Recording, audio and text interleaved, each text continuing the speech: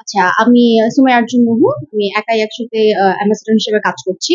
তো শুধুমাত্র একজন নারী, মহিলা, মেয়ে সেই জায়গা থেকে না, আমার মনে হয় একজন সচেতন নাগরিক হিসেবে ১ম দায়িত্ব আমি যেটা মনে করি, যেটা আমার কাছে মনে হয়েছে এটা অন্যায় বা এটা করা উচিত নয়, সেই জায়গা থেকে আসলে আমাদের একাই ১০০ প্ল্যাটফর্ম থেকে সেই উদ্যোগের মাধ্যমে এবং সমাজসেবা বাকি তাদের সবার সহায়তা আসলে এই উদ্যোগটা বা এই স্টেপ পর্যন্ত আমরা আসতে পেরেছি। আপনারা খেয়াল করলে দেখবেন যে এই ক্রিম আপা তার নানা কর্মকাণ্ড বা বাচ্চাকে ঘিরে তার যে ভিউ ব্যবসা বলা যেতে পারে, বিভিন্ন সময় ছোট বাচ্চাটার একদম ছোট কানের মধ্যে সে বড় বড় দুল দিচ্ছে, কখনো আঙ্গুর খাওয়াচ্ছে, যেটা আসলে যে কোনো মানুষ দেখলেই মনে হবে যে এটা আসলে কোনো ফানি ভিডিও না। হ্যাঁ, সেটা কোনো ধরনের ফানি ভিডিও হিসেবে বলা যায় না, সেটা দেখেই মনে হবে যে আসলে জোরপূর্বক তাকে দিয়ে এটা করানো হচ্ছে। এবং যখনই তার ব্যাপারে সরকারিভাবে মামলা করা হয়, সেই মামলার পরেও তিনি সপরিবারে হচ্ছে বাচ্চাদেরকে নিয়ে তিনি বারবার হুমকি দিচ্ছিল যে সে পুরো পরিবার সহকারে সুইসাইড করবে।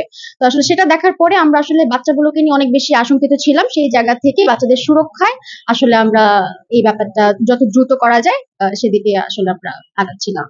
ওয়ালটন আবারও মিলিয়নিয়ার অফারে ওয়ালটন ফ্রিজ কিনে আপনিও হয়ে যেতে পারেন মিলিয়নিয়ার। আসলে আমরা একাই ১০০ এটা শুরু হয়েছিল আপনার আসিয়ার ঘটনার পর থেকে। যে আমার বাড়ি মাগুরা, তো আমি আসিয়ার যে কয়দিন ঢাকা মেডিকেলে ছিল আমরা ছিলাম সেখানে।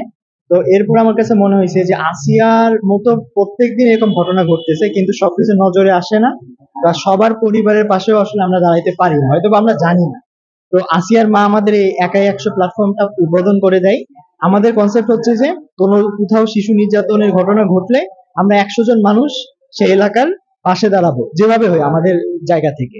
তো এই ক্রিম আপার বিষয়ে আমাদের পেজে অনেকে মেসেজ করে যে এরকম একটা নির্যাতন করা হচ্ছে, ক্রিম আপা একটা বাচ্চাকে, একটা শিশুকে নির্যাতন করা হচ্ছে।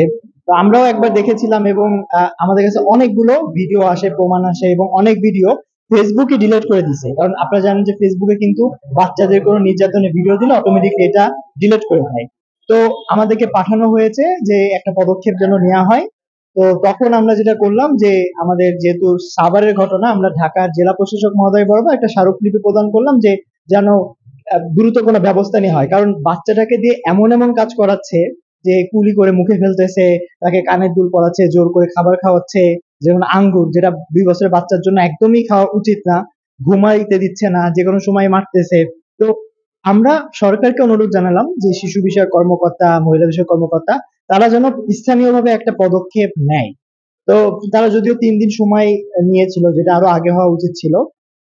তো পরবর্তীতে আসলে যেটা দেখা গেল যে আপনার একটা সময় এই ক্রিম আপা বিভিন্ন লাইভে গিয়ে এমন ভাবে বক্তব্য তুলে ধরলো যে সে অপরাধী না, সে নির্দোষ, আমরা ভুল বুঝতেছি, এবং তার বাচ্চাদেরকে সে কিছু কথা শিখিয়ে দিচ্ছিল যে সে সুখে আছে। পরবর্তীতে অনেকবার চেষ্টা করা হলো যে সে যেন শুধরে যায়, মানে আমাদের টার্গেটটা ছিল যে যদি তাকে কাউন্সিলিং এর আওতায় এনে, যদি, কারণ দিন শেষে সে একজন মা। পরবর্তীতে আমরা দেখলাম যে সে এমন একটা ভিডিও ওপেনলি দিয়েছে যে সে তার সপরিবারে সে আত্মহত্যা করবে, এবং তার সন্তানদেরকে বলছে যে তুই করবি, কিন্তু তুমি আত্মহত্যা করবে না।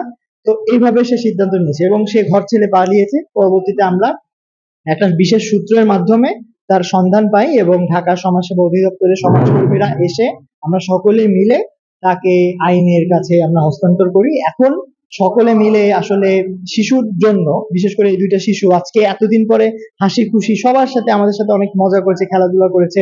এভাবে আমরা হাসি খুশি দেখতে চাই। একই সাথে ক্রিম আপার তো একটা মানে বিচার হবেই, পাশাপাশি বর্তমানে দেখা যাচ্ছে অনেক শিক্ষিত বাবা মায়েরা সামান্য ভিউ, খ্যাতি, টাকার জন্য তার সন্তানকে বিভিন্ন বড়দের বিষয়ে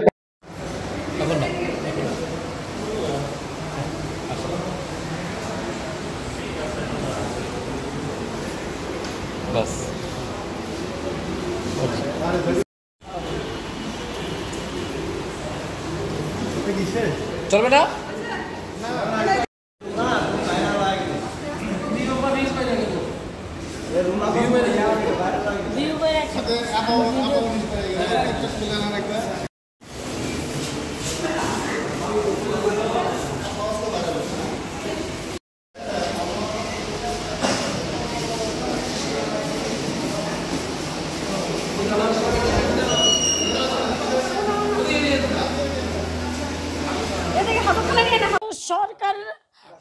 ক্লিয়ার করে দেন যে বেআইনি হচ্ছে না না না কিসের জন্য আপনারা পুলিশ আনছেন ধরাই দিবেন আপনারা ভালো কথা কই আনলেন আসেন আপনাদের পরিবারটাকে সুন্দর করে দেন একটা পরিবারকে সুন্দর করে আপনারা হেফাজত আপনারা জলজান্ত একটা পরিবারকে মেরে ফেলছেন এটা আমি সুস্থ সবল ভাবে বলতাছি জলযন্ত্র ভাবে একটা পরিবারকে মেরে ফেলছে